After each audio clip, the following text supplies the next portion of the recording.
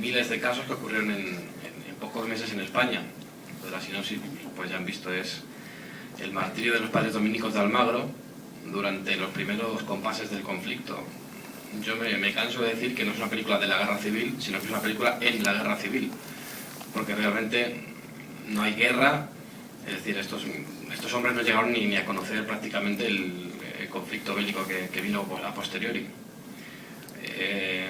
La película, como ya han visto, pues sigue un poco la estela de otras películas, también de índole martirial, como de Dioses y Hombres y más recientemente Un Dios Prohibido. Pero yo quise centrar la película en el mensaje de los frailes. Es decir, a mí me interesaba muchísimo más la vivencia personal de estos hombres, muy por encima de todo el contexto histórico y social del momento.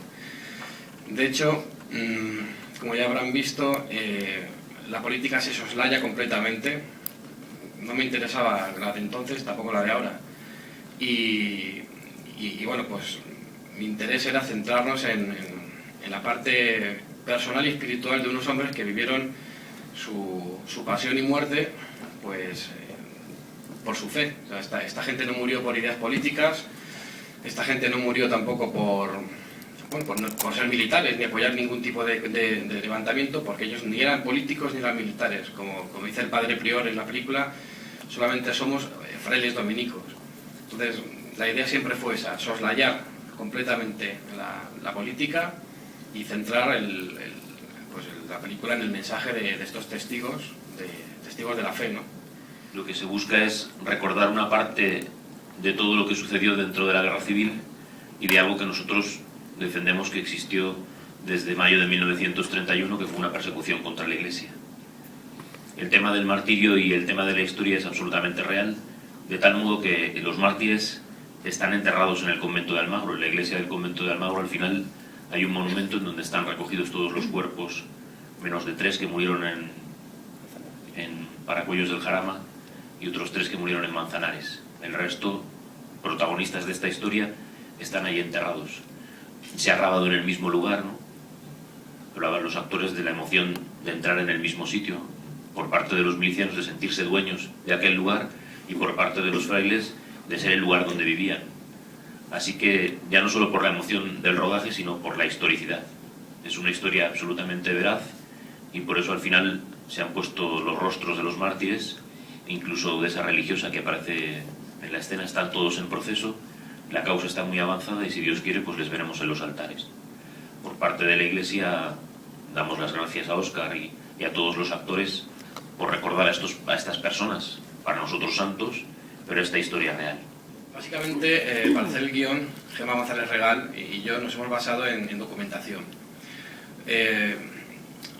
No hemos querido, hasta el último momento, tocar testimonios directos de supervivientes, porque no queríamos hacer una película basada en versiones, sino una película histórica.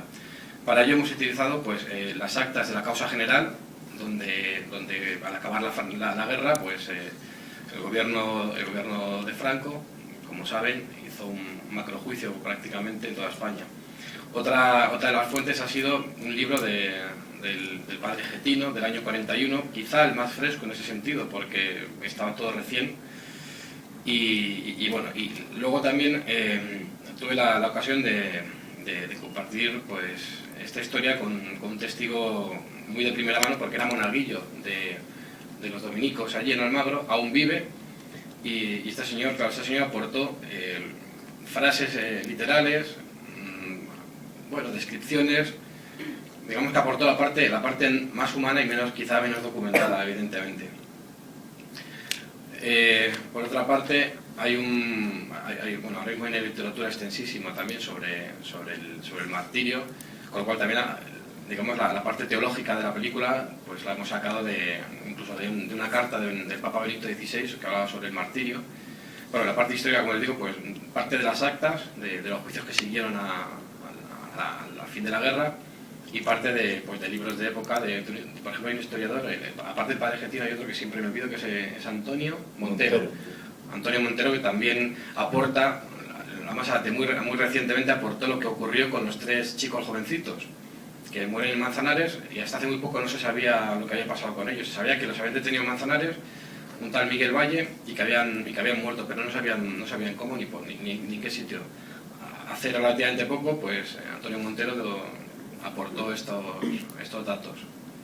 Bueno, pues yo en cuanto al Padre Prior, fue uno de los mayores regalos que he recibido en los últimos años. Cuando Óscar me dice, tú eres el Padre Prior Ángel Marina, yo me quedé alucinado, me enamoré del personaje. Óscar me dijo que había 3 momentos que tenía que dar fundamentalmente: el enfrentamiento con la política, en este caso el alcalde; el rompimiento cuando se entera de lo que le han hecho a sus hermanos, a la gente que tanto ama, a su congregación; y el resurgir para defenderlos hasta el final. Y yo creo que está claro en la película. Todo ha sido siempre una ayuda tremenda por parte de Óscar. Óscar es para mí uno de los mejores directores con los que he trabajado. Es sensible, ama a sus actores, les protege, les aplaude cuando les tiene que aplaudir, llora con ellos cuando son escenas dramáticas, y yo en mi vida me he sentido tan protegido, tan sumamente apoyado como con Óscar. Esa es la pura verdad. Y disfrutar con unos compañeros con los que deseo trabajar otra vez, porque hemos formado una familia maravillosa. Y todo ha sido perfecto, un guión increíble. El escenario de Almagro es maravilloso, encontrarte a sus gentes ancianas que decían que eran niños cuando se llevaron a estos pobres hombres en camiones. Cada uno teníamos un sitio donde retirarnos para pensar en el personaje. Cada uno teníamos nuestro hueco, nuestra isla, y todo permitido por Óscar, que nos dio la mayor libertad que un director puede dar a un actor, y es demostrar que puede hacerlo y que desnudarse ante un personaje puede ser hermoso siempre que el director lo comprenda. La mayor preocupación que teníamos en esta película, evidentemente, aparte de ser fieles a una historicidad, la mayor preocupación que tenía, yo en concreto, era, o el mayor problema, mejor dicho, era que tenía a 20 señores vestidos prácticamente igual, y tenías 90 minutos para que el público supiera quién era quién.